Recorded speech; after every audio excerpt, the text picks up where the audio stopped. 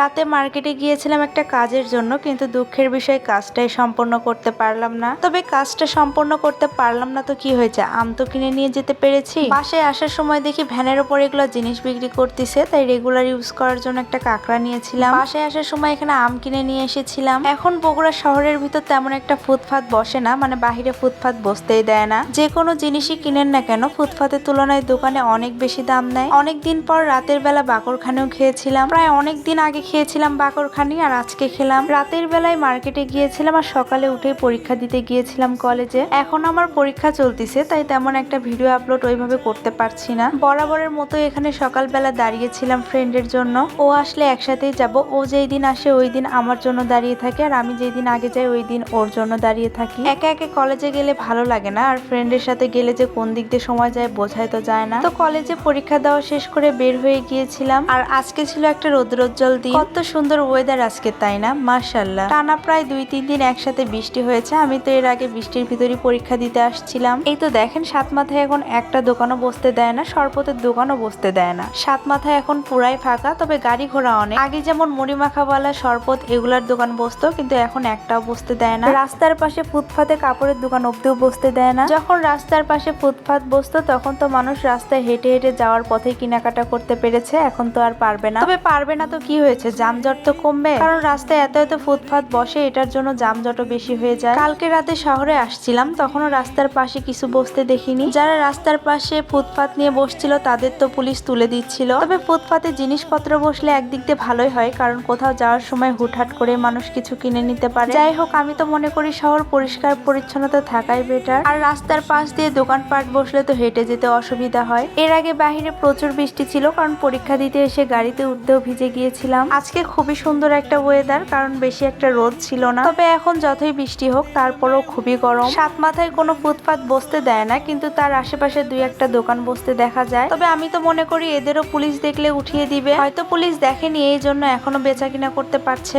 আমাদের শহর পরিষ্কার পরিচ্ছন্নতা আর সুরক্ষা থাকলে তো আমাদেরই ভালো। হয়তো একটু কষ্টসাধ্য হতে পারে যে যাতায়াতের পথে কিছু কেনাকাটা করতে পারবো না, তবে তারপরেও যানজট থেকে তো বাঁচতে পারবো। আমি যখনই রাস্তার পাশ দিয়ে যাই তখনই এগুলার গাছগুলোর দিকে তাকিয়ে থাকি, মানে রাস্তার মাঝখানে যেগুলো গাছ লাগানো থাকে। তবে রাস্তার মাঝখানে সুন্দর গাছ লাগিয়ে ঘাসগুলো পরিষ্কার করলে কিন্তু ভীষণ সুন্দর লাগবে, মানে রাস্তাটা আরো সুন্দর হয়ে উঠবে। যাই হোক, আজকের ভিডিও ছিল এই পর্যন্তই। আমি তো কলেজের পরীক্ষা দিয়ে সোজা বাসায় গিয়েছিলাম। বাসায় গিয়ে ফ্রেশ হয়ে আবারও পড়তে বসতে হবে, কারণ পরীক্ষার মাঝখানে বেশি একটা দিন বন্ধ থাকে না। যাই হোক, আজকের ভিডিও ছিল এই পর্যন্তই। দেখা হবে নতুন কোনো ভিডিওতে। ভিডিওটি কে কোথায় থেকে দেখছো অবশ্যই কমেন্ট করে জানাবা, আর অবশ্যই কিন্তু আমার পাশে থাকবা। ভালো থাকবা সবাই। আল্লাহ হাফেজ সবাইকে।